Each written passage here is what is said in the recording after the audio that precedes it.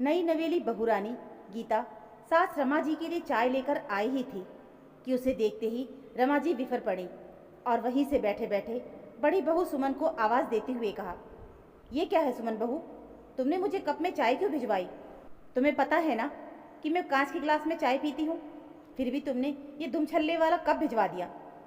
उनकी ठसकदार आवाज़ सुनते ही सुमन सिर पर पल्लू संभालते हुए तेज कदमों से रमा जी के लिए चाय का गिलास लेकर पहुंची। भस्म कर देने वाली अग्नि दृष्टि उस पर डालते हुए रमा जी ने व्यंग बाढ़ छोड़ा, अब रहने दो ये नौटंकी, मुझे नहीं चाहिए चाय।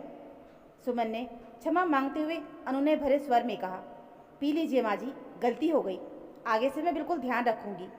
अभी गीता नई है ना, तो उसे पता नहीं चला और ये आपके लिए कप में चाय लेकर आ गई। अरे ये तो नहीं है, पर तुम तो सालों से इस घर में हो ना, क्या तुम्हारी अकल पर पत्थर पड़ गए थे? सीधे सीधे कहो ना कि सास जी का जंजाल हो गई है तुम लोगों के लिए। विश्वमन करते हुए रमा जी ने चाय का गिलास थाम लिया। सुमन चैन की सांस लेते हुए वापस रसोई की तरफ चल दी और उसके पीछे पीछे गीता भी रसोई में पहुंच गई।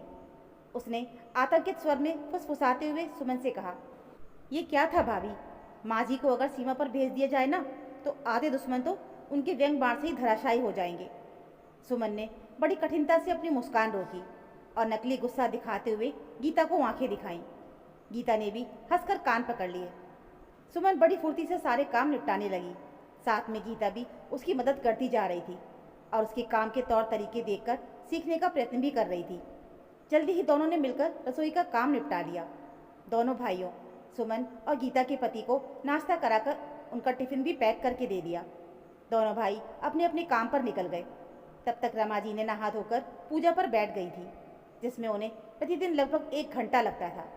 निश्चित होकर दोनों देवरानी जेठानी ने थोड़ी सी चाय बनाई और अपना अपना कप लेकर आकर बालकनी में बैठ गई। गीता ने थोड़े चिंतित स्वर में कहा, भाभी पता नहीं आपके भीतर कितना धैर्य है, आप कैसे माँ जी का इतना गुस्सा झेलते हुए काम करती हैं, जबकि आपके सारे काम इतने परफेक्ट होते हैं। मैं तो और भी अनाड़ी हूँ, पता नहीं मेरा क्या होगा। क्या माँ जी शुरू से ही ऐसी हैं, शांत और धीर गंभीर स्वभाव की?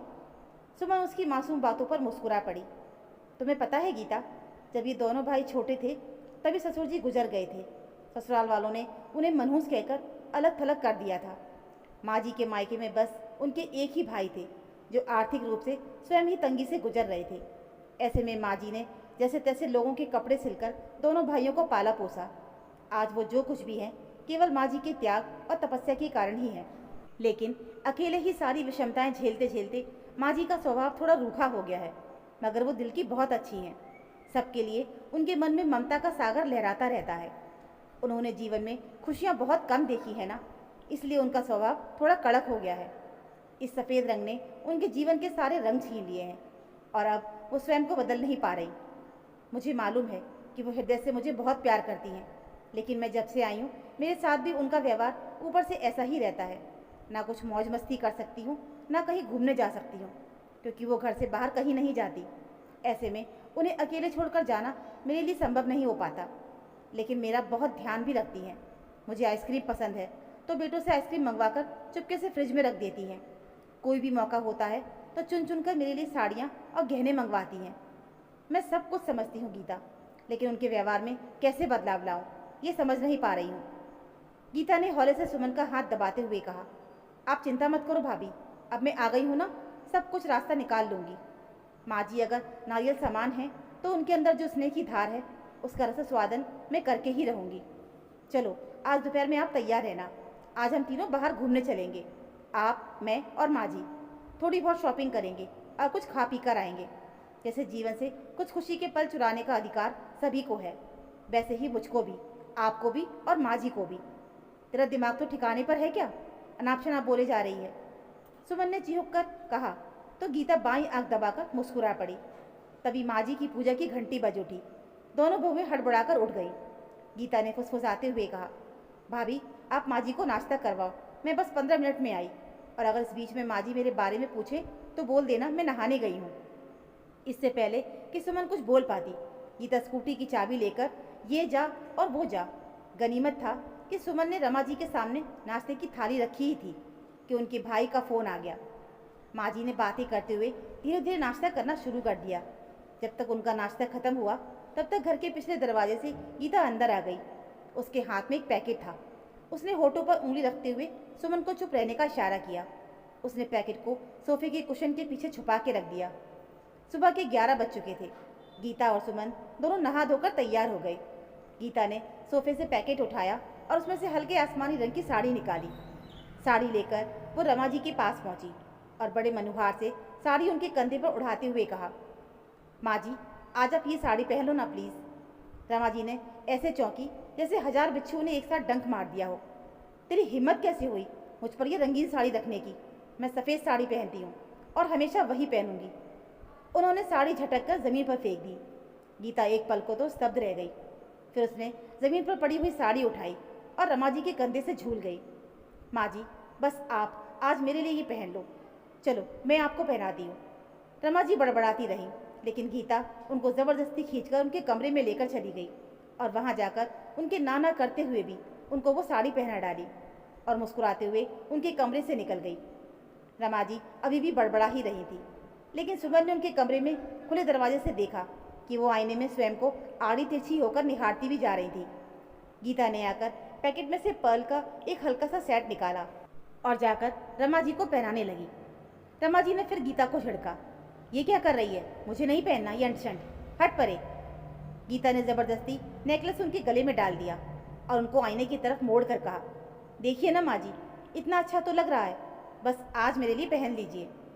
आईने की तरफ देखते रमा जी की आंखों में हल्की सी चमक आ गई, पर उन्होंने ऊपर से कहा, चल आज पहन लेती हूँ, फिर ऐसे जिद ना करना कभी। ये ना समझ कि तेरे कहने में आ जाऊँगी बार बार।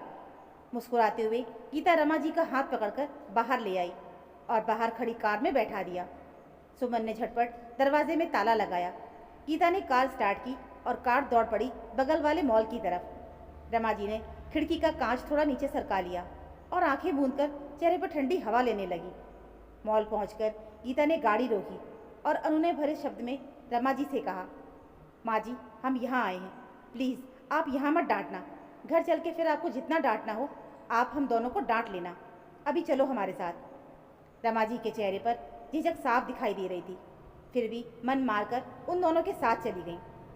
वहाँ की चकाचौंध देखकर वो अचंभित सी डोल रही थी। फिर उन्होंने बड़े मन से सबके लिए कुछ ना कुछ लिया। गीता ने कहा, माँ जी, आपका फ़ोन बहुत पुराना हो गया है, चलिए ना आपके लिए नया फ़ोन लेते हैं। बाल सुलभ उत्साह झलक गया रमा जी के चेहरे पर, मगर फिर स्वयं को रोकते हुए उन्होंने कहा, अरे मैं क्या करूँगी नया फ़ोन लेकर, मेरा काम तो पुराने फ़ोन से ही चल जाता है। लेकिन गीता ने फिर भी एक स्मार्टफोन उनके लिए ले ही लिया। उनके चेहरे पर खिली प्यारी सी मुस्कान दोनों बहुओं से छिपी ना रह सकी। मॉल से बाहर निकलते ही गीता ने कहा, चलो गोलगप्पे खाते हैं। आशा के अनुरूप ही रमा देवी ने तुरंत विरोध किया, ज़्यादा चटकारे लेने की कोई ज़रूरत नहीं है, अब चलो घर। मगर गीता उन्हें खींचते हुए गोलगप्पे के स्टॉल तक ले गई। गोलगप्पे वाले ने सभी को गोलगप्पे दिए तो गीता ने गोलगप्पा उठाकर प्यार से रमा जी के मुंह में ठूस दिया। थोड़ा पानी बहकर उनकी ठुड्डी से टपकने लगा। दोनों बहुएं देखकर हंस पड़ी और मज़ा तो तब आया जब गोलगप्पा खत्म होने के बाद रमा जी ने अपना प्लेट गोलगप्पे वाले की तरफ फिर से हौले से बढ़ा दिया। तीनों की सवारी अब वापस घर की तरफ दौड़ रही थी। घर पहुंचते ही रमा जी ने फरमाइश की, अरे मुझे तो थका दिया इस बित्ते भर की छोकरी ने, ज़रा सी चाय बना दे सुमन बहू। इस मौज मस्ती में घर को मत भूल जाना, और वो नया वाला टी सेट निकालने का मन हो तो निकाल लो, उसमें पी लेना। तुम लोगों का दिल रखने के लिए आज मैं भी उसमें पी लूँगी, पर याद रखना कल से मैं अपने वाले गिलास में ही पीऊँगी। सुमन की आंखें हैरत से फैल गईं। रमा जी में ये सुखद बदलाव देखकर उसने भी मुस्कुराते हुए कहा, जी माँ जी। और दोनों बहुएं किचन में पहुँच गईं। किचन में पहुँचते ही गीता ने दबी और मुस्कुराहट के साथ कहा, देखा ना भाभी, चीज़ें कठिन ज़रूर हैं मगर असंभव नहीं, धीरे धीरे सब कुछ ठीक हो जाएगा। सुमन ने गीता को खींचकर गले से लगा लिया। इतने प्यारे से दिन के लिए बहुत बहुत शुक्रिया गीता। आज कितने दिनों के बाद लगा कि ज़िंदगी जी है। अचानक दोनों की नज़र सोफे पर बैठी रमा जी पर पड़ी, जो कांटों से खींच के ये आंचल की धुन गुनगुनाते हुए नए फ़ोन से सेल्फी लेने का प्रयत्न कर रही थी। दोनों बहुएं एक दूसरे की ओर देखकर खिलखिला पड़ी। तो दोस्तों, ये थी हमारी आज की कहानी। उम्मीद है ये कहानी आपको ज़रूर अच्छी लगी होगी। कहानी अच्छी लगी हो तो प्लीज़ वीडियो को लाइक और चैनल को सब्सक्राइब ज़रूर कर लीजिएगा। मिलते हैं फिर एक और नई कहानी के साथ, तब तक के लिए धन्यवाद।